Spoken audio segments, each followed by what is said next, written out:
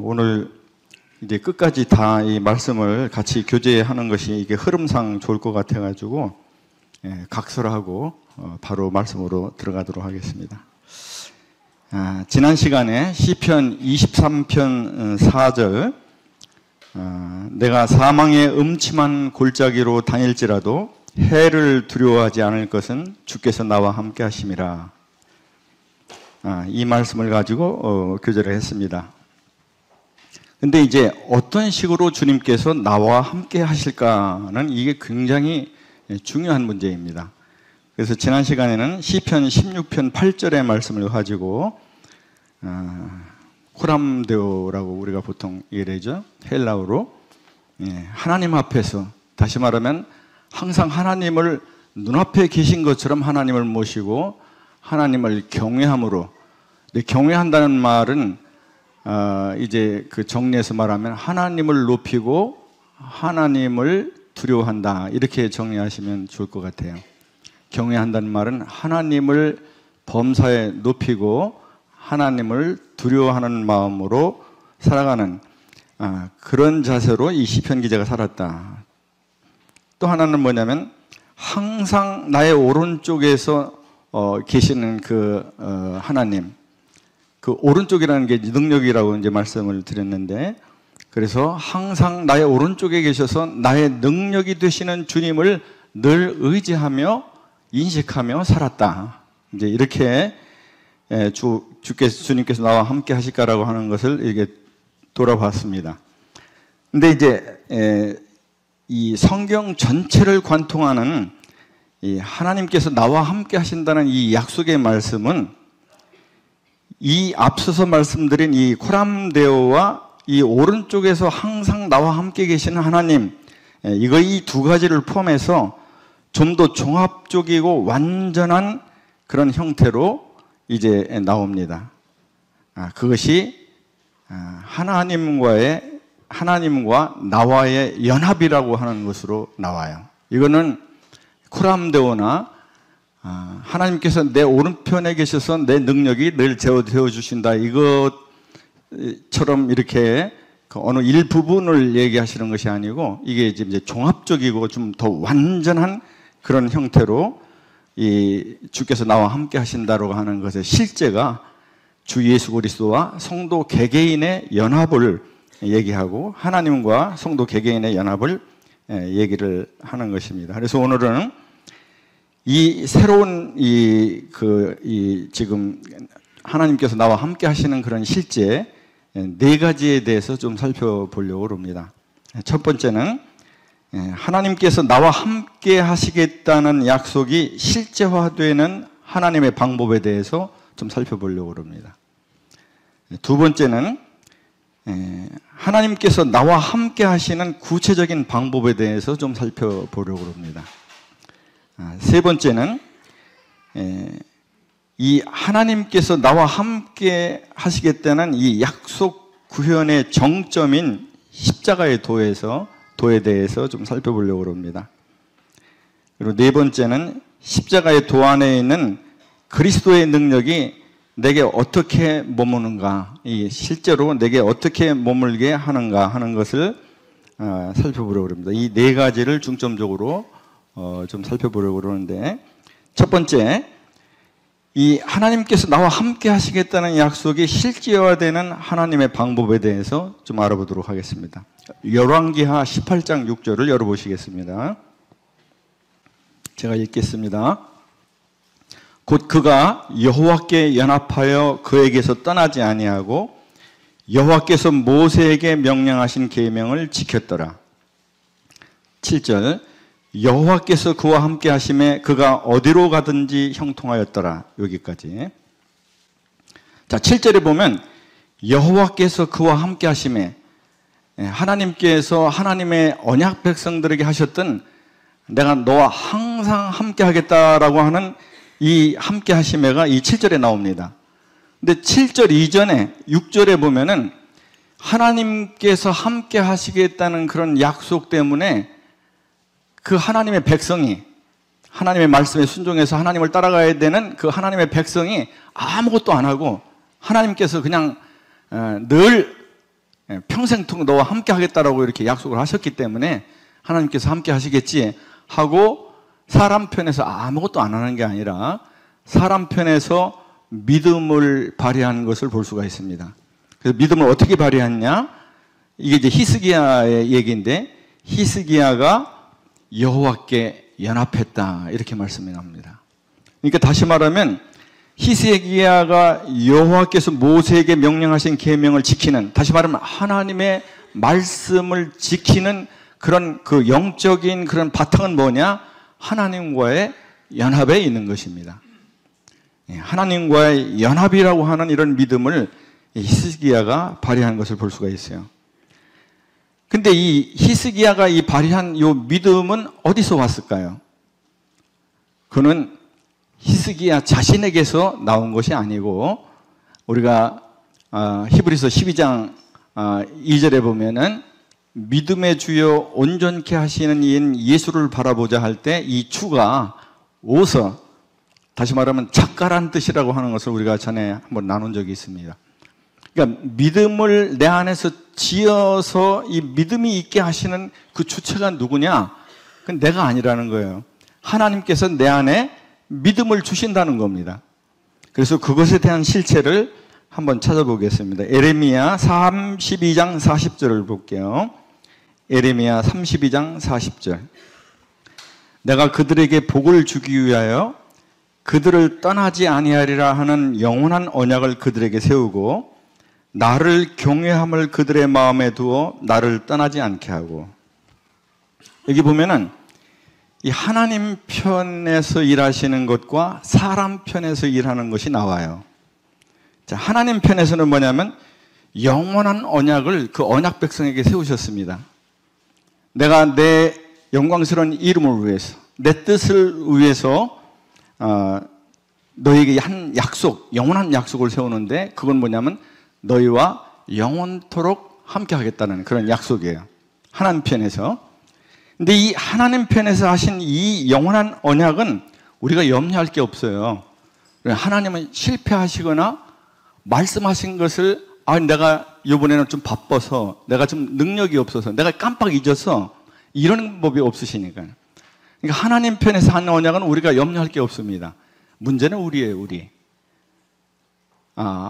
우리가 하나님과 연합할 수 있는 그런 안의 자원과 믿음이 있느냐? 하나님께서 없다고 보신 겁니다. 그것이 뭐냐면 하나님께서 우리가 하나님을 떠나지 않고 붙들어 있게 하신 방법이 뭐냐면 우리 안에 하나님을 경외하는 마음을 두신 거예요. 그러니까 이 성도가 하나님의 말씀을 읽으면서 믿음이 생기게 되면 하나님을 경외하는 마음이 생기는데 그 경외하는 마음은 어디서 온 거냐? 그 말씀을 통해서 하나님에 의해 내 안에 주어지는 겁니다. 이렇게 하나님을 경외하는 마음이 생기게 되면 그 영혼은 하나님을 떠나지 않는다는 거예요. 그래서 하나님께서 너희와 영원히 함께 하겠다는 언약도 세우지만 하나님께서는 또 한편으로 우리 안에서 미리 일하셔서 우리가 떠나지 않는 그러한 상태의 믿음을 우리 안에 지어주시는 겁니다. 이게 하나님께서 일하시는 방식이에요. 그러니까 하나님께서는 우리에게 너 나하고 연합해야 된다. 아무것도 없이.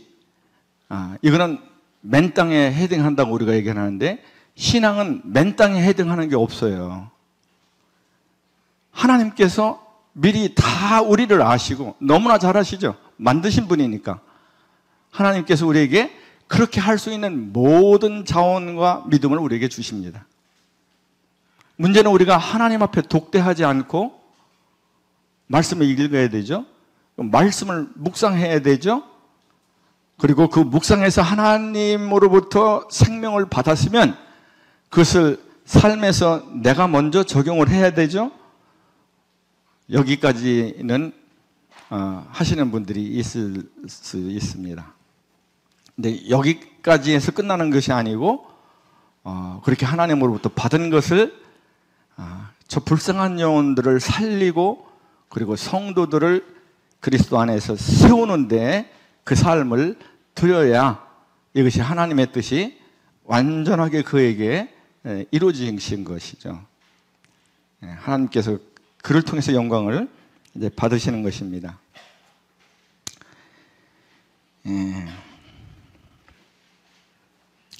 이사야 56장 6절, 예레미야 32장 41절에서 우리가 중요할 것은 뭐냐면 하나님께서 먼저 우리에게 하나님을 경외하는 마음을 불어넣어 주셔서 우리 편에서도 하나님을 떠나지 않아요. 하나님께서 우리 편을 떠나지 않으시지만 우리 편에서도 하나님을 떠나지 않는 그런 믿음을 우리에게 주셨다.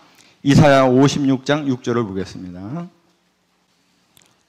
또 여호와와 연합하여 그를 섬기며 여호와의 이름을 사랑하며 그의 종이 되며 안식일을 지켜 더럽히지 아니하며 나의 언약을 굳게 지키는 이방인마다.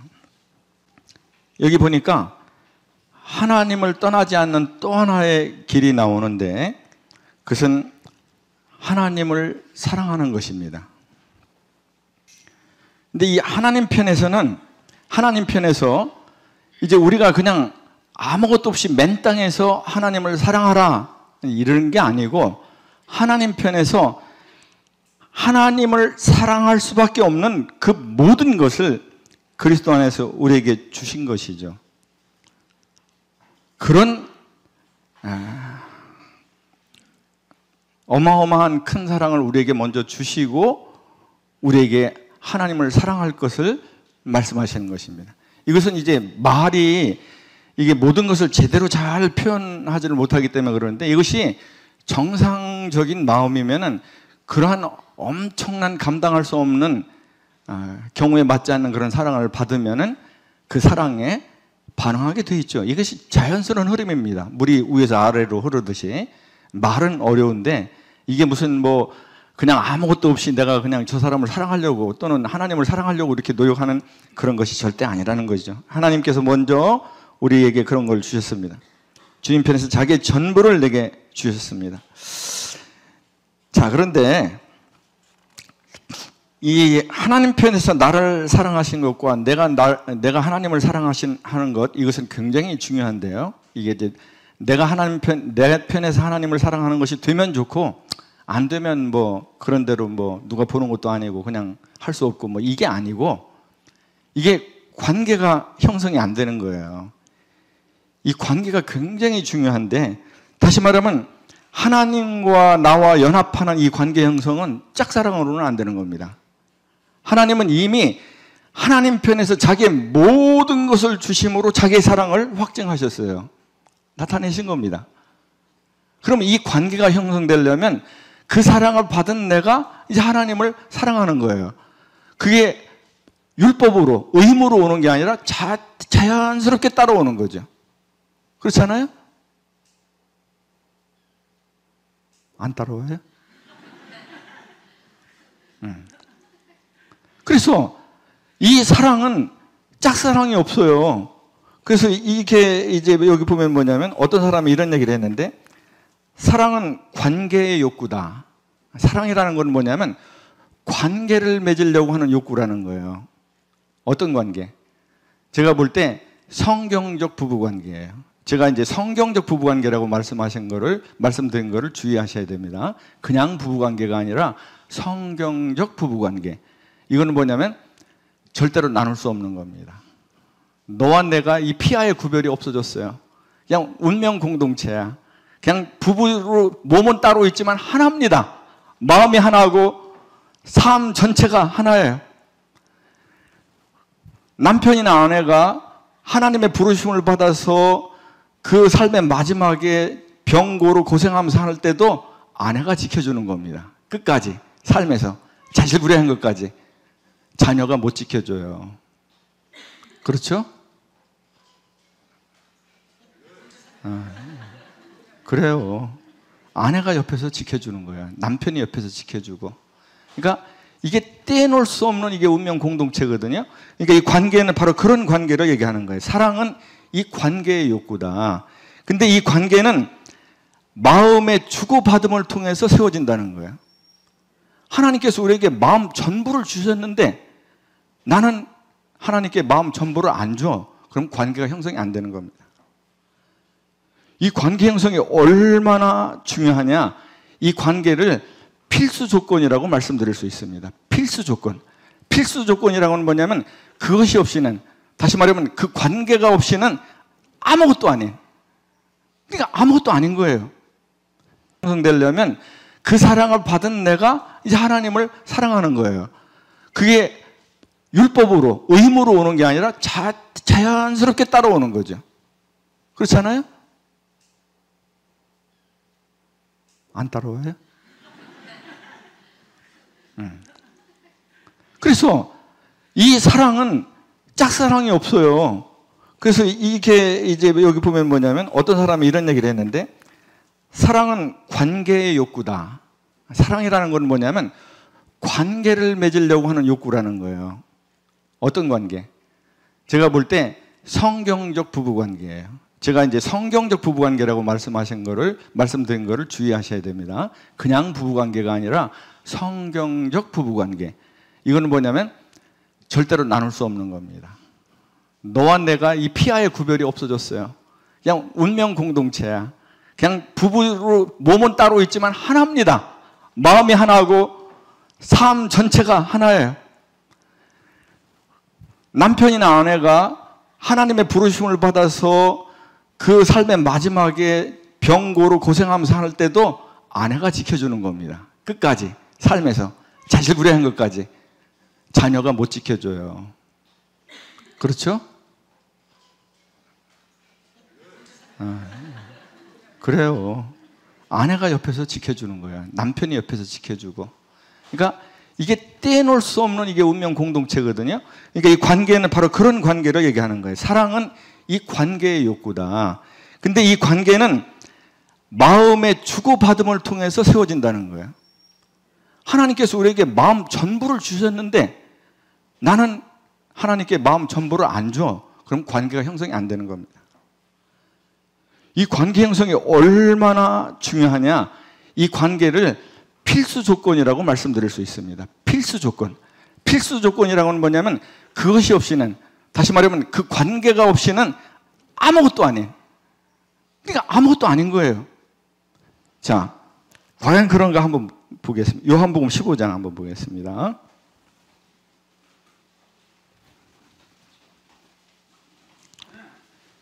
4절을 한번 보겠습니다. 4절 하반절. 포도나무에, 가지가 포도나무에 붙어 있지 아니하면 스스로 열매를 맺을 수 없음 같이 너희도 내 안에 있지 아니하면 그리하리라. 그러니까 그리스도인이 구원받고 성령의 열매를 맺는 삶, 하나님을 기쁘시게 하는 삶, 하나님의 뜻을 좀 나를 통해서 좀 이루어드려서 하나님을 예배하는 삶, 이걸 살고 싶은데 그리스도와의 관계, 연합이라고 하는 이 관계가 형성되지 않으면 뭐라고요? 아무런 열매를 맺을 수 없다는 거예요. 그러니까 관계가 전부 맞죠. 필수 조건이에요. 되면 좋고 안 되면 할 수 없고, 이게 아니고 관계가 형성이 안 되면 신앙생활은 몸부림만 치다가 끝나는 거예요. 아니면 계속 도돌이만 하다가. 그러니까 주일날 감사 지낼 때도, 감사드릴 때도 계속 나도 모르게 이 회개가 자꾸 나오고, 뭐 회개하지 않는다는 건 아니지만 앞으로 전진이 안 되는 거예요. 왜 전진이 안 될까요? 나는 그럴 힘이 없어요. 주님과 연합되어 있을 때만 할 수 있는 것입니다. 하나님의 말씀이 그렇게 말씀하고 있잖아요. 이따가 뒤에 좀 그 신뢰가 좀 나올 겁니다. 5절 보겠습니다. 하반절. 나를 떠나서는 너희가 아무것도 할 수 없다. 하나님과 연합의 관계, 우리 주님과 연합의 관계가 아니면 우리는 신앙생활 끝장이다 이 말이에요.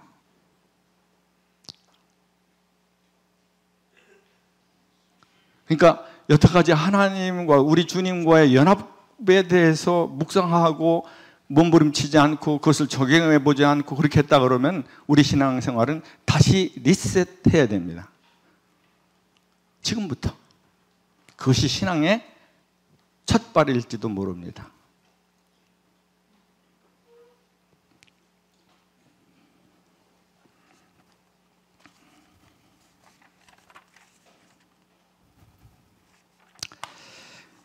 자, 내 편에서 주님께 나 자신을 드린다라고 하는 것, 여기 지금 이제 두 번째, 여기 아까 이사야 56장 6절로 다시 돌아가겠습니다. 이사야 56장 6절.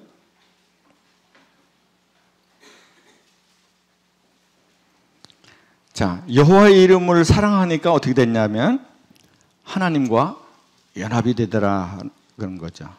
부부가 연합하듯이 하나님과 연합이 돼서 뗄래야 뗄 수 없는 운명 공동체, 네 것 내 것이 없는, 상대방이 잘 되면 그것이 시기가 나는 게 아니라 기쁨이 말할 수 없는 이런 것이 되는 거죠. 저절로 영적이 되는 거네요. 그래서 이 주님을 사랑하게 되면 하나님과 연합이 되게 되고 그 다음에 그의 종이 된다는 거예요. 그러니까 종이, 하나님의 종, 그거 이제 뭐 그 교파에서는 굉장히 그거를 영광스럽게 생각하고 그러는데, 이 종이 되기 위해서 막 애쓰고 노력하고 그러잖아요. 그거 아니고 하나님을 사랑하게 되면 아까 이 종, 그 주인을 사랑해서 스스로 자기 귀에 뚫려짐을 당한 그 종. 그래서 영원한 주인의 종이 되기로 자원해서 자기를 바친, 주인에게 바쳐드린 종으로 그 종처럼 사랑을 하게 되면 하나님의 종이 된다는 것이죠. 근데 이것도 아무것도 없는 맨 땅에서 종이 되라 이렇게 말씀하신 게 아니에요. 누가복음 22장 27절을 한번 보겠습니다. 누가복음, 이거 색인표를 넣고서 옮기시면 좋습니다. 누가복음 22장 27절. 누가복음 22장 27절. 앉아서 먹는 자가 크냐, 섬기는 자가 크냐? 여기서 앉아서 먹는 자는 누굴까요? 주인입니다. 섬기는 자, 섬기는 자는 누굽니까? 종입니다. 근데 우리 주님은 앉아서 먹는 자로 이 땅에 오셨다는 거예요? 섬기는 자로 이 땅에 오셨다는 거예요? 섬기는 자. 그럼 우리 주님이 종으로 이 땅에 오셨다는 거예요. 우리를 위한 종, 자원하는 종. 그러니까 우리 주님이 먼저 우리 같은 자들을 위해서 종이 되시고, 그리고 우리에게 하나님을 사랑할 수 있도록 자기의 모든 것을 우리에게 쏟아부으시고, 그리고 종이 되라고 초청하시는 것입니다. 억울할 거 없죠? 억울할 거 없죠? 네. 억울할 게 없어요. 맨 땅에 헤딩하는 게 아니니까. 항상 우리 주님이 먼저 하세요.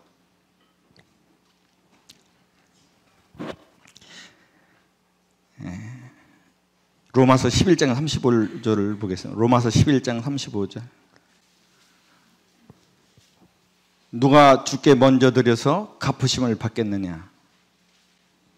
이 땅에 머리를 하늘로 두르고 숨을 쉬는 사람 중에 하나님께 먼저 드린 사람이 없다는 겁니다. 다 하나님으로부터 오고 받은 거예요.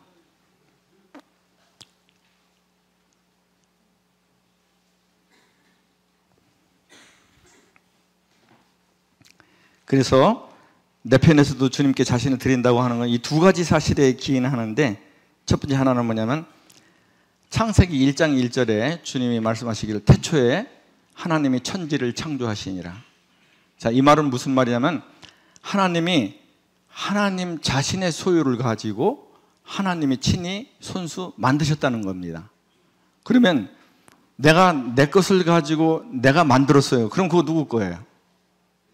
내 거잖아요.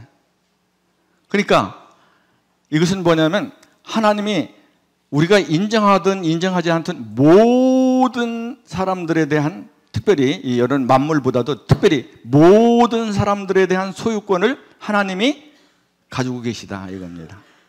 원래가 하나님 거예요. 하나님의 것으로 하나님이 만드셨으니까. 근데 죄로 인해서 어떻게 됐어요? 하나님께서 잃어버린 자가 된 겁니다. 근데 하나님께서 어떻게 하셨어요? 그 아들의 그 붉은 피로, 그 목숨값으로 우리를 다시 사셨어요. 그래서 2번을 중복 소유하신 겁니다. 그리고 너는 내 것이라고 그러시는 거예요. 하나님께서 먼저 종으로 자신을 드리시고 우리 아드님을 통해서, 그리고 우리에게 종으로 초청하는 겁니다. 그게 다시 이제 돌아가겠습니다. 이사야 56장 6절.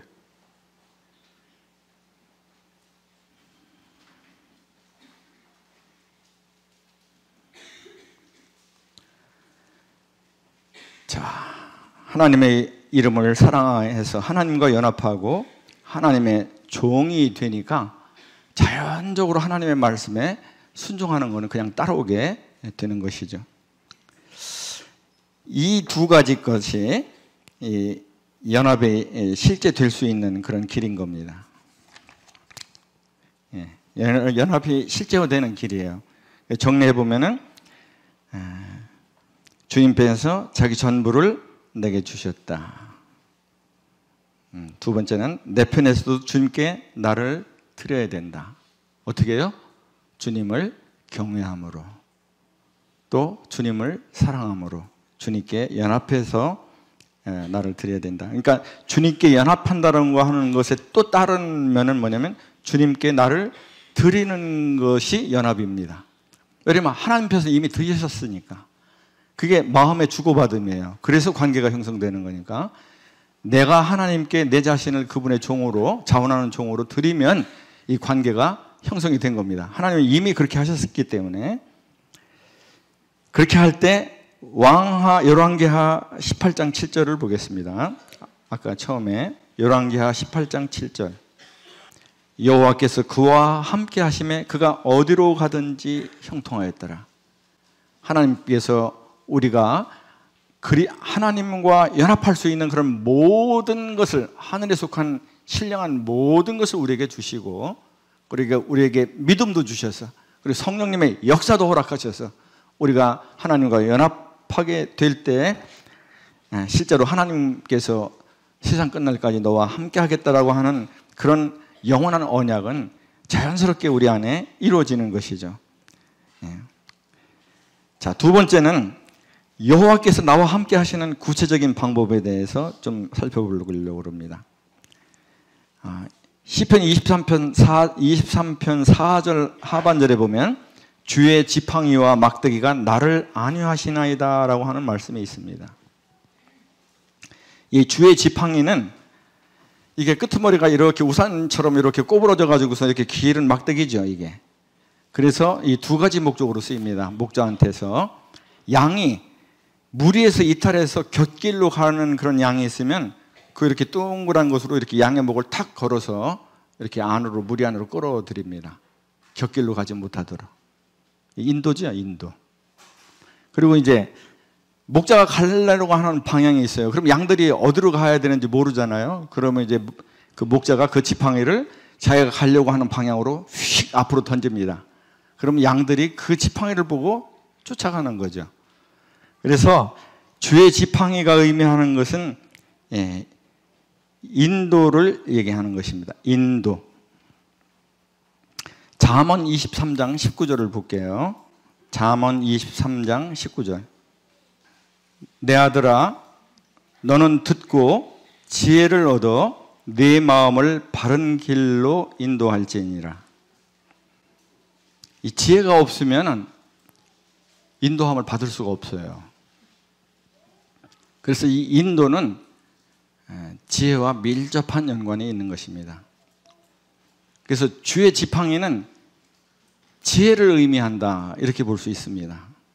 그러면 그 인도를 의미하는 것이니까 주의 지팡이는 주님의 지혜를 의미한다. 근데 이 지혜는 우리가 다 아는 것처럼 하나님을 경외하는 것이 지혜이기 때문에 이 말씀을 잘 표현하는 것이 욥기서에 있습니다. 욥기서를 한번 볼게요. 욥기서 28장 28절. 또 사람에게 말씀하셨도다. 보라, 주를 경외함이 지혜요 악을 떠남이 명철이니라. 그래서 교회는 이 하나님의 지혜와 하나님의 명철을 다 가지고 있어야 돼요. 그래서 우리 교회에도 이 지혜와 명철이 있죠? 예.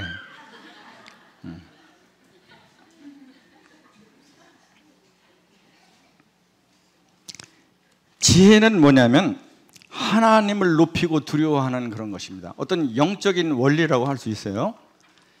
이 하나님을 높이고 두려워하는 데서 악을 떠나는 선택이 나올 수 있는 것입니다. 이게 없는데 악을 떠나는 선택을 내가 하는 것은 수고하고 무거운 짐이고 감당이 안 되는 짐입니다. 안 되는 거예요. 해보세요. 안 됩니다.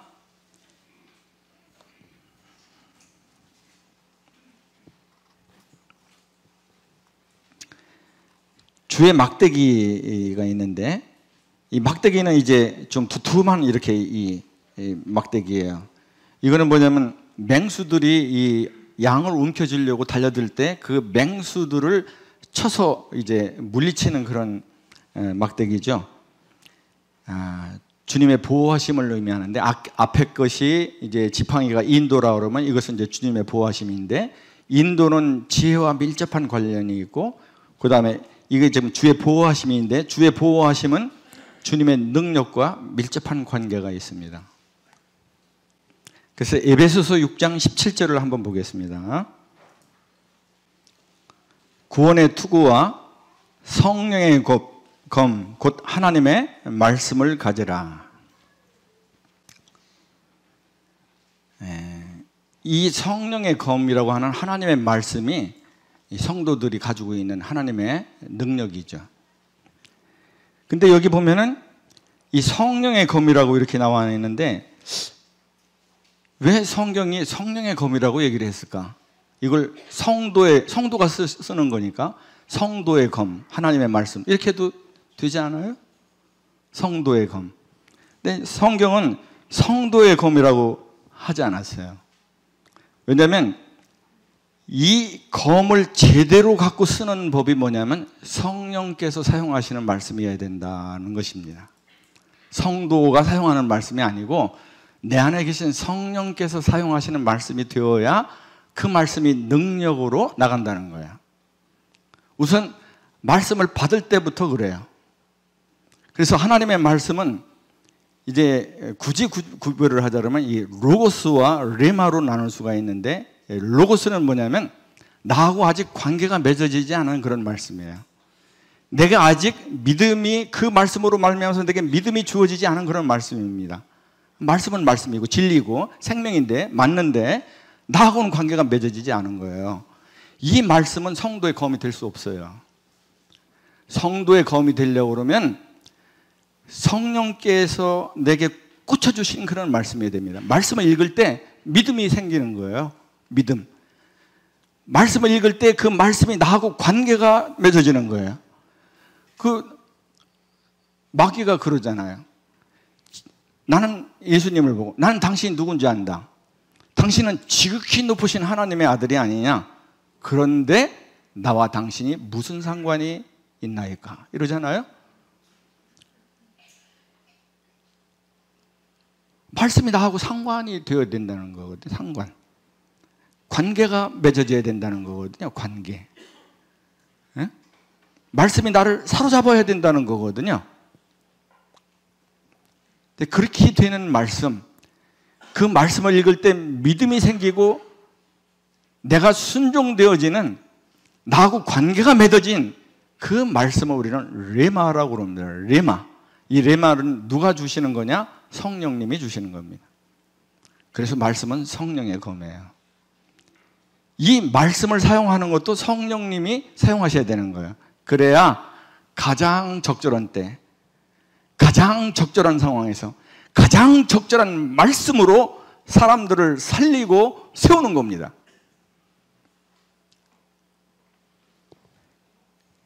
그래서 이게 하나님의 능력이에요. 학개서 1장 12절을 한번 보겠습니다. 학개서 1장 12절. 스알디엘의 아들 수룹바벨과 여호사닥의 아들 대제사장 여호수아와 남은 모든 백성이 그들의 하나님 여호와의 목소리와 선지자 학개의 말을 들었으니 이는 그들의 하나님 여호와께서 그를 보내셨습니다. 백성이 다 여호와를 경외하며. 자, 이때 수룹바벨과 이 총독, 그 다음에 대제사장 여호수아와 남은 모든 백성이 선지자 학개를 통해서, 스가랴를 통해서 이 하나님의 말씀을 받았습니다. 그 하나님의 말씀을 듣고, 여기 보니까 여기 그냥 우리말 번역으로 그냥 여호와의 목소리와 선지자 학개의 말을 들었으니 이렇게 나왔는데, 킹 제임스 버전에 보면 그 말씀을 듣고 순종했다 이렇게 나와요. 그 말씀을 듣고 순종했다. 그러니까 이 말씀은 그냥 히어링이 아니에요. 말 좀 들어라. 애들한테 그렇게 말하는 것처럼 이 말에 순종하는 겁니다. 이렇게 말씀이 왔는데 여기 보면은 순종하는 거 이외에 또 뭐가 있어요? 다 여호와를 경외하며. 이 경외는 말이죠, 믿음이 있을 때 나오는 거예요. 믿음이 없이는 절대로 경외할 수가 없어요. 그거는 척하는 겁니다. 척하는 거. 거짓이 없는, 믿음에서 나오는 사랑이라고 말씀했는데 거짓이 없는이라는 뜻은 뭐냐면 척하는 거거든요. 믿음이 있는 척. 이게 이제 어떤 사람이 그런 얘기를 했어요. 뭐냐면 잠자는 사람하고 잠자는 척하는 사람하고 어떤 사람이 깨우기 쉬우냐, 어떤 사람을 깨우기 쉬우냐, 어떤 사람을 깨우기 쉬울까요?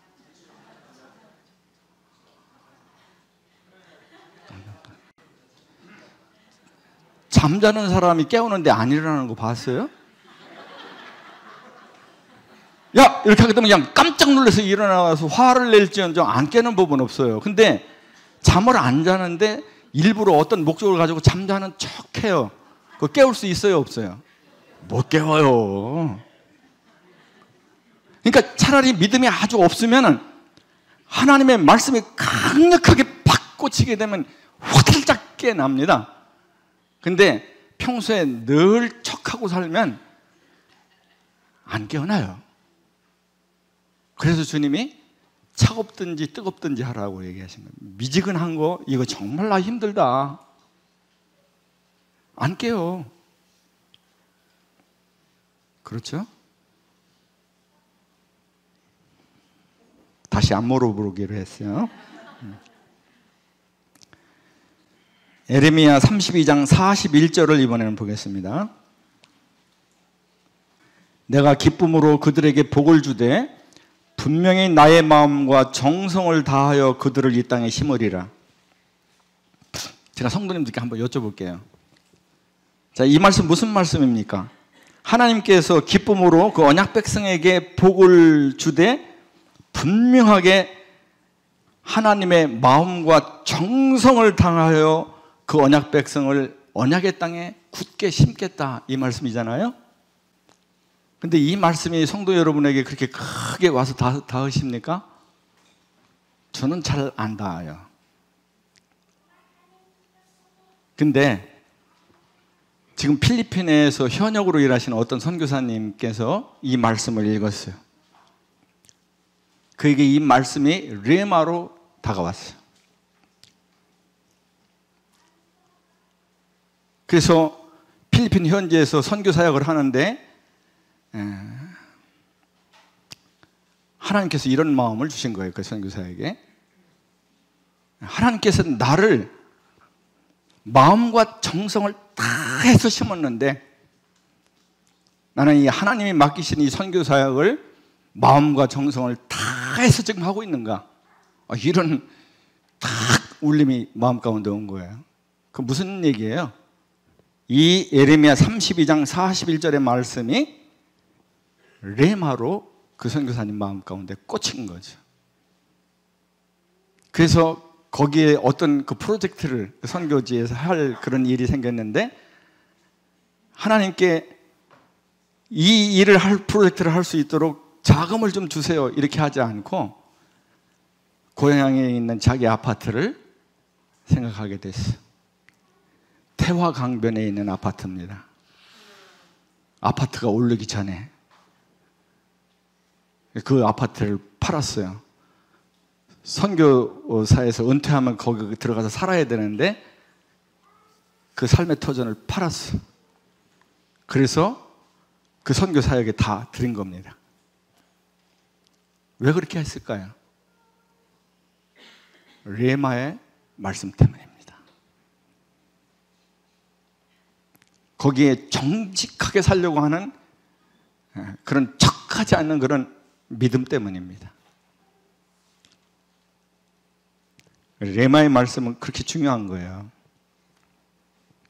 그래서 정리하면은 여호와께서 나와 함께 하시는 그런 구체적인 방법은 하나님의 지혜와 하나님의 능력으로 함께 하신다는 것이죠. 자, 이 세 번째가 그렇고, 이제 이 두 번째가 그렇고, 세 번째는 이 하나님께서 우리와 함께 하시겠다는 이 약속 구현의 정점이 십자가의 도라는 겁니다. 자, 여기서부터는 조금 제가 시간을 좀 빨리 좀 하고 제가 그냥 읽어드리는 것으로 하겠습니다. 성도님들 같이 읽으시면 좋겠지만 그러면 다 못 끝낼 것 같아요. 그래서 이 다니엘서 2장 20절인데 이 책 이름과 장절을 이렇게 적어 놓으시고 나중에 찾아보시면 감사하겠습니다. 다니엘이 말하여 이르되 영원부터 영원까지 하나님의 이름을 찬송할 것은 지혜와 능력이 그에게 있음이로다. 이 하나님의 그 헤아릴 길도 없는 수많은 그런 영적 자산, 오죽하면 그것을 충만이라고 표현했겠습니까? 수많은 영적 자산 중 사역과 관련된 그분의 자원을 내라 그러면 성령님께서 뭘 얘기했냐 그러면 하나님의 지혜와 하나님의 능력을 이 사역과 관련해서 하나님이 가진 자원 중에서 대표로 딱 꼽으신 겁니다. 지혜와 능력. 그러니까 23절에서 다니엘이 이 하나님의 지혜와 능력을 구해요. 나의 조상들이 하나님이여 주께서 이제 내게 지혜와 능력을 주시고, 이렇게 다니엘이 하나님 앞에 하나님의 사역을 감당하기 위해서 하나님께 하나님의 지혜와 하나님의 능력을 구하는 것을 볼 수가 있습니다. 그 다음에 이제 이 하나님의 지혜와 능력이 예수 그리스도께로 이제 이렇게 집약돼서 초점 있게 나타납니다. 다시 말하면 이 하나님의 지혜와 능력은 그리스도 안에서 우리에게 주어진다는 겁니다. 그래서 성경이 그리스도는 하나님의 능력이요 하나님의 지혜니라 이렇게 말씀하고 있어요. 고린도전서 1장 24절에 찾아보세요. 나중에 고린도전서 1장 24절에 보면은 그리스도는 그분 자신이 하나님의 능력이고 그분 자신이 하나님의 지혜다 이렇게 나옵니다. 그리고 이제 또 이 하나님의 능력과 하나님의 이 지혜는 십자가의 도로, 저 십자가의 도로 귀결되는 것을 우리가 볼 수가 있어요. 그래서 고린도전서 1장 18절에는 십자가의 도가 능력이다 이렇게 나옵니다. 한번 찾아볼게요. 고린도전서 1장 18절. 십자가의 도가 멸망하는 자들에게는 미련한 것이요 구원을 받는 우리에게는 하나님의 능력이라. 이 하나님의 능력을 구원을 받게 하는 하나님의 능력만으로 보면은 그건 너무나 얕게 보는 거예요. 십자가의 도는 우리를 구원받게 하고 그 다음에는 열중셔 그리고 네 위치로 가 이게 아니에요. 왜냐하면 십자가의 도에 하나님의 지혜와 하나님의 능력이 응축돼서 우리에게 주어진 것이기 때문에 믿는 사람은 여기다가 목걸이 걸고 다니는 게 아니라 이 가슴팍에 십자가의 도의 안에 있는 하나님의 지혜와 능력을 콱 가지고 있어야 비로소 신앙생활을 할 수가 있는 것입니다. 고린도전서 1장 19절로 23절에 보면 지혜에 대해서 쭉 얘기가 나오는데 이 하나님의 이 십자가가 바로 하나님의 지혜라는 거예요. 하나님이 이 지상에 베푸신 이 십자가가 하나님의 지혜라는 거예요. 그래서 십자가의 도에 하나님의 능력과 하나님의 지혜가 다 나옵니다. 지혜는 아까 얘기한 대로 고린도전서 1장 19절로부터 23절 묵상하면서 읽어보십시오. 자, 그럼 우리 주님은 십자가를 질 때 우리 주님은 실제로 어떻게 하셨냐 이거예요. 요한복음 14장 31절을 보겠습니다. 오직 내가 아버지를 사랑하는 것과 아버지께서 명하신 대로 행하는 것을 세상이 알게 함이로라. 아버지께서 명하신 대로 행하는 것의 클라이막스가 뭡니까? 십자가 사역입니다.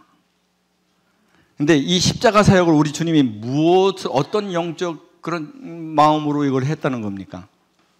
하나님 아버지를 사랑하는 마음으로 십자가 사역까지 감당을 했다는 것입니다. 그러니까 이 하나님을 사랑하는 마음이 그 끔찍한 십자가, 그래서 우리 주님이 하나님이시면서도 아버지께는 모든 것이 가하오니 이 잔을 내게서 좀 지나가게 해달라고 하는 그런 통곡과 피눈물 어린 기도를 하셨던 것이죠. 근데 그것을 이기실 수 있었던 것이 뭐냐? 하나님을 향한 사랑이었다는 거예요.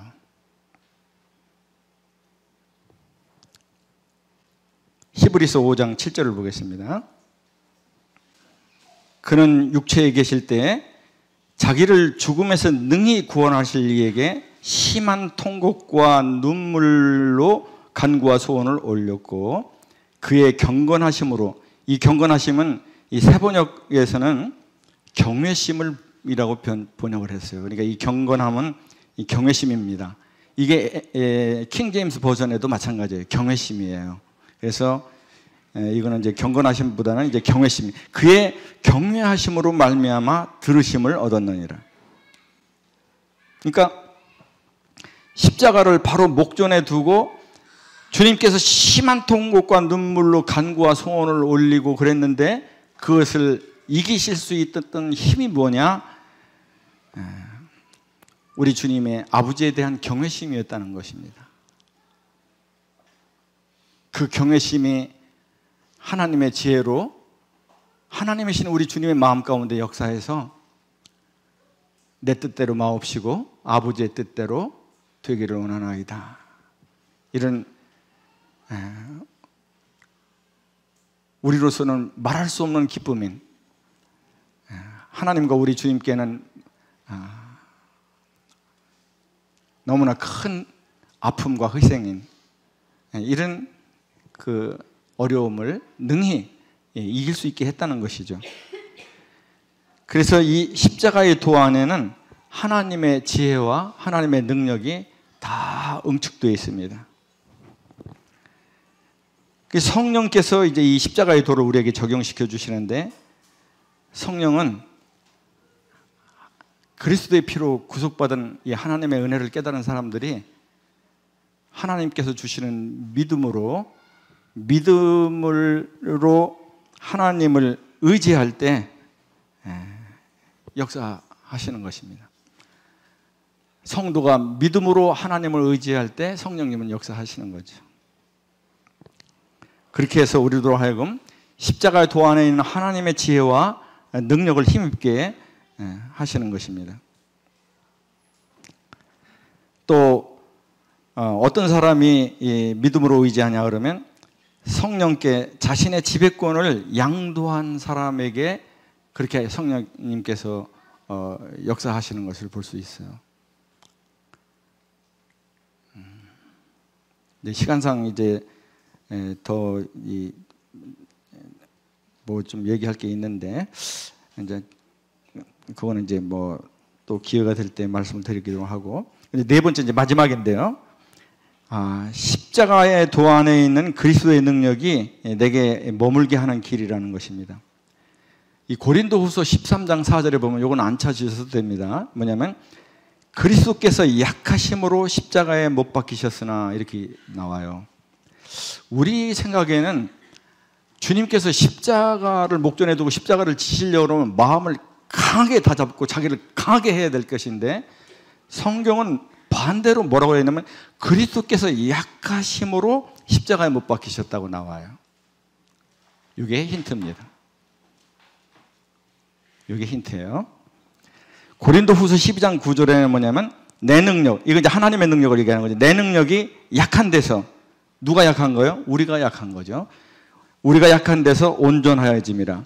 그러니까 우리가 온전해지는 것은 우리가 크고 강할 때 온전해지는 게 아니라 우리가 하나님 앞에서 작아지고 약해질 때에 온전해진다고 하는 것을 알 수가 있어요. 그게 고린도후서 12장 9절에서 주시는 말씀입니다. 10절에는 뭐라고 나오냐면 내가 약할 그때의 강함이라는 말씀이 나와요. 이 약할 그때의 강함이라 하는 말씀, 그리스도인이 제일 강할 때가 언제일까요? 어떤 때 그리스도인이 제일 강할 수 있을까요? 그거에 대한 대답을 고린도후서 1장 9절이 주고 있습니다. 우리는 우리 자신이 사형 선고를 받은 줄 알았으니 이는 우리로 자기를 의지하지 말고 오직 죽은 자를 다시 살리시는 하나님만 의지하게 하심이라. 어떨 때 그리스도인이 가장 강할 수 있을까요? 자기를 의지하지 않고 오직 하나님만 의지할 때 그리스도인이 가장 강할 수 있습니다.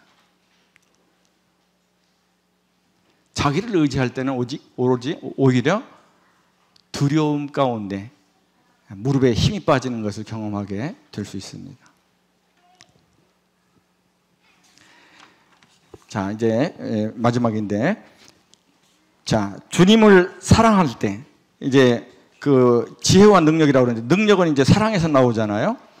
능력이라고 하는 건 특별히 하나님의 말씀에 순종할 수 있는 능력을 생각하면 좋을 것 같아요. 이 하나님의 말씀에 순종할 수 있는 능력은 사랑에서 나옵니다. 그게 요한복음 14장의 말씀이죠. 누구든지 하나님을 사랑하면 내 계명을 지킨다. 내 계명을 지키는 자는 나를 사랑하는 자다. 이렇게 말씀하셨잖아요.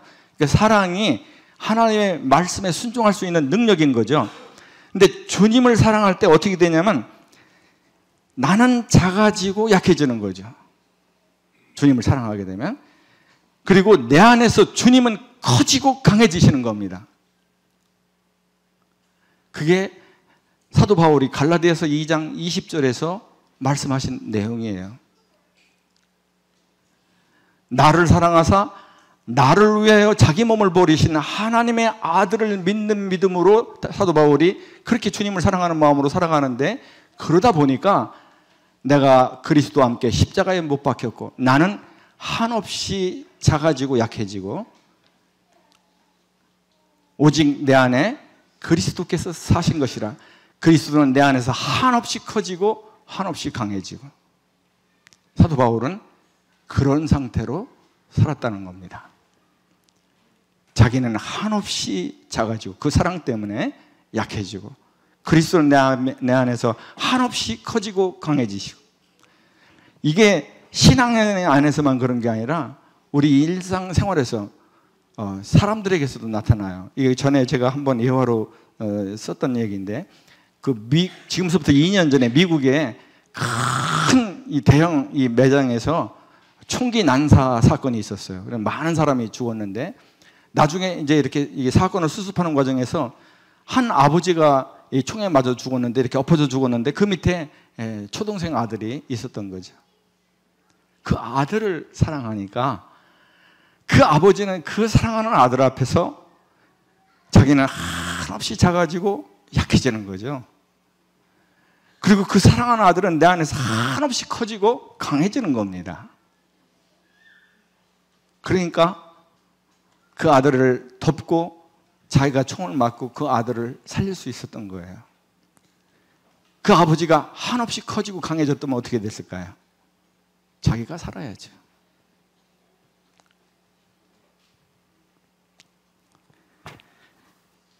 주님을 경외할 때 요셉에 보면은 보디발 부인이 유혹할 때 그 끄트머리에 뭐라 그러면 내가 어떻게 하나님을 향해서 죄를 짓겠느냐 그래요. 그 하나님을 경외하는 마음이 가득하니까 그 보디발 부인의 그 유혹, 강력한 유혹 앞에서, 그 청춘의 그 피 끓는 청춘의 그 강력한 유혹 앞에서 요셉 자신은 한없이 작아지고 약해지고, 요셉 안에 있는 하나님은 한없이 커지고 강해지고, 그러니까 그 죄를 능히 이길 수가 있었던 거죠. 다윗은 13년 동안 사울을 피해서 도망다녔습니다.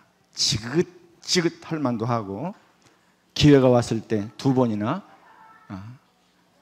하나님께서 자기에게 기름까지 부으셔서 왕으로 삼으셨으니까 이제 너는 여기까지 하고서 죽일 수도 있었는데 왜 못 죽였냐? 하나님을 경외하기 때문에 하나님이 기름 부어서 세우신 사울을 손을 댈 수가 없었던 겁니다. 그러나 하나님을 경외하는 마음 가운데서 다윗은 하나님 앞에서 자기는 한없이 작아지고 약해지고, 자기 안에 있는 주님은 한없이 커지고 강해지고, 그러니까 이 십자가의 도의 능력이 우리에게 적용되는 것은 내 안에서 나는 한없이 작아지고 약해지고, 내 안에 계신 주님은 한없이 강해지고 커지는 것입니다. 그게 어떻게? 하나님을 사랑할 때, 하나님을 경외할 때 그렇게 된다는 것이죠. 그런 십자가의 도를 품고 우리가 이 땅에서 우리 주님이, 선하신 우리 주님이 영혼들을 살리고 세우시는 것에 헌신하셨던 것처럼 우리도 하나님의 본을 따라서 이 십자가의 도를 이 마음에 품고 의지해서 우리도 영혼들을 살리고 세우는 일에 헌신하는, 그런 하나님을 기쁘시게 하는 하나님의 백성들이 다 되어야 하겠습니다. 감사합니다.